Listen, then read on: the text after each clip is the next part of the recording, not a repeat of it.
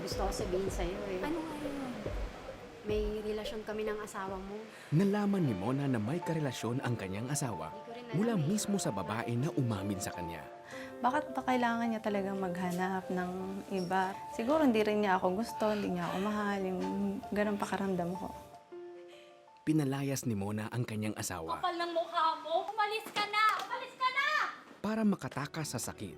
Naging libangan niya ang pakikipag-chat sa mga online dating sites. Ginagawa kong paracetamol, nag-chat ako. Parang hindi ko na naisip yung mga problema ko. Sabi ko, kung gusto mo maghanap, maghahanap din ako. Alang-alang sa kanilang anak, umuwi rin ang asawa ni Mona. Ngunit tuloy pa rin ang alitan nilang mag-asawa. Isang gabi, nakapanood ang asawa ni Mona ng The 700 Club Asia. Narinig ni Mona na maaaring makachat ang mga counselor ng counseling center ng The 700 Club Asia. Agad siyang nakipag-chat sa counseling center. Ang purpose ko nun, kaya nakapag-chat ako sa 700 Club para matigil na yung habit ko ng chat. Sabi ko siguro, kailangan kay God na lang ako makipag-chat para may lahat ng question ko may kasagutan. Kasi pag nakikipag-chat ako sa iba, parang nadadagdagan lang yung kasalanan ko. Hinikayat ng counselor na dumalo si Mona sa isang church partner ng The 700 Club Asia na malapit sa kanilang lugar.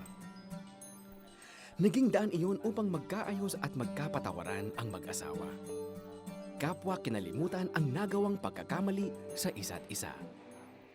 Mabinging ng sorry, tapos inaayos ko yung sarili ko na magtiwala uli ako sa kanya.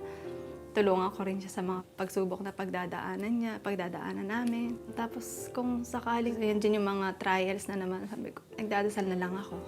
Si Jesus, binago niya ako na bilang ako, tinanggap ko yung mga mali ko, tsaka natuto kong magrespetohin yung asawa ko.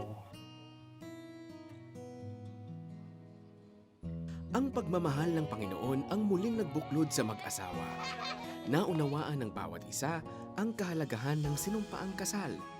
Dahil dito ay nagkaroon ng magandang pag-asa ang kanilang pamilya. Sa lahat ng oras, sa lahat ng pangangailangan, si Jesus lang talaga yung laging handang tumulong.